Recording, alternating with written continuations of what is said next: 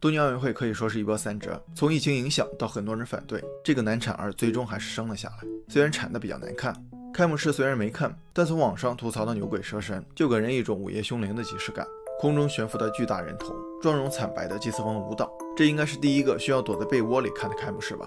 网友吐槽，艺术可以接地气，但不能接地府啊。这也是为什么东京奥运会开幕式期间，有超过3万人回看了北京奥运会开幕式。低调点说，08年的奥运会开幕式就是 YYDS。另外有个非常有趣的现象，就是开幕式前几个小时，日本东京还爆发了反奥运游行，500多人聚集在奥运场馆，要求取消奥运会。又是疫情影响，又是状况百出，日本为什么铁了心要把这届奥运会办下来呢？是提高国际影响力，拉动经济增长，还是说单纯的靠奥运挣 W 呢？今天咱们就借着这个朴素的奥运会，聊一聊比较俗的话题，奥运会的生意，或者雅一点叫奥运经济。奥运经济是指奥运会举办前后一定时期内所发生的与奥运会举办有联系的、具有经济效果或经济价值的各类活动。1984年之前，22届奥运会都是由各国的政府承办，奥运会的花费也是巨大的。举办奥运会的城市没有几个能走出赔钱的怪圈。最出名的就是1976年的蒙特利尔奥运会，这届奥运会出现了10多亿美元的巨额亏本。15天的奥运会使蒙特利尔负债长达20年，人称蒙特利尔陷阱。所以奥运会曾经是亏本生意的代名词。但在1984年洛杉矶奥运会开始，很多国家凭借着成功的商业运作模式，使奥运会成了赚钱的买卖。当时让奥成功之后，美国政府不打算给洛杉矶市长1分钱，还要求他把奥运会办得漂漂亮亮。这可把他急坏了，扔又不能扔，吃又吃不下。正当他发愁的时候，一个叫尤波罗斯的犹太人冒了出来，承包了这届奥运会。没错，就是他个人承包了。接着他在全世界找商业上的竞争对手，利用他们的互相竞争抬高赞助价格。他规定奥运会30个赞助商，每个行业只选1个，赞助经费不得少于400万美元。这就让奥运会的赞助商必须要为赞助名额展开竞价。尤波罗斯首先找到了红蓝快乐水，当时百事觉得400万太高了，但可口可乐突然爆出1300万的高价，可能连他自己都想不到这个方法这么好用。首战告捷的他又找到了柯达、富士、通用、丰田等各行业的竞争对手，赚了第一波赞助费。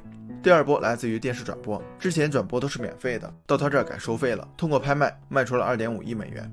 同时在犹太人眼里，没有什么是不能卖的，赞助50万就可以在奥运会现场摆摊，甚至连奥运会火炬接力手都可以用3000美元1公里的价格购买，更不用说纪念品、吉祥物之类的了。咱们都知道，利润等于收入减去成本，控制成本也是非常重要的一个环节。他在办这届奥运会可以说是能省则省，因为1932年洛杉矶也举办过一次奥运会，所以修修补补又一届，工作人员也缩减到200人。要知道之前的奥运会都是1600人左右，这是1个人到8个人用啊，生产队的驴也不能这么造。最终通过这次奥运会，尤波罗斯整整赚了2.5亿美元。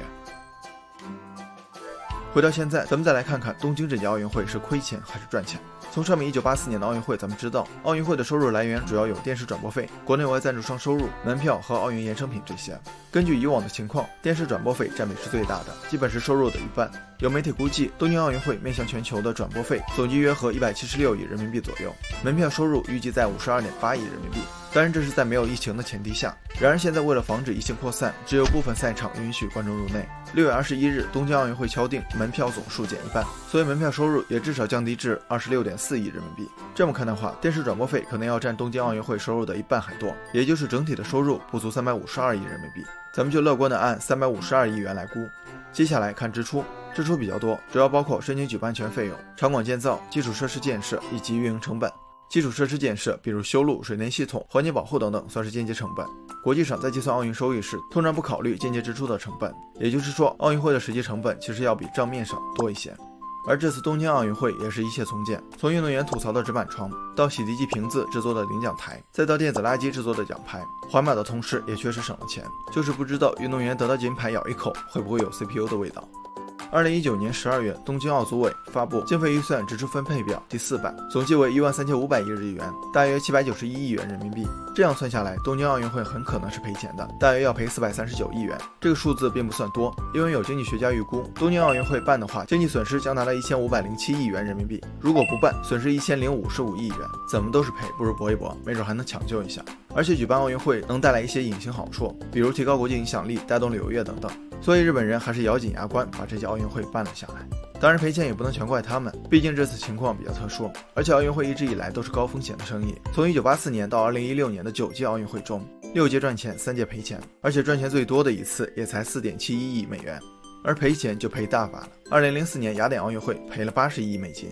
做得好了也就是小赚一笔，做得不好就是举办城市甚至整个国家挥之不去的梦魇。话说回来，咱们草也吐了，人家钱也赔了。平心而论，这届奥运会还是有一些可圈可点的地方。首先，东京奥运会非常注重环保，而且把减量化、再利用、再回收的3R 概念作为奥运会的主导理念之一。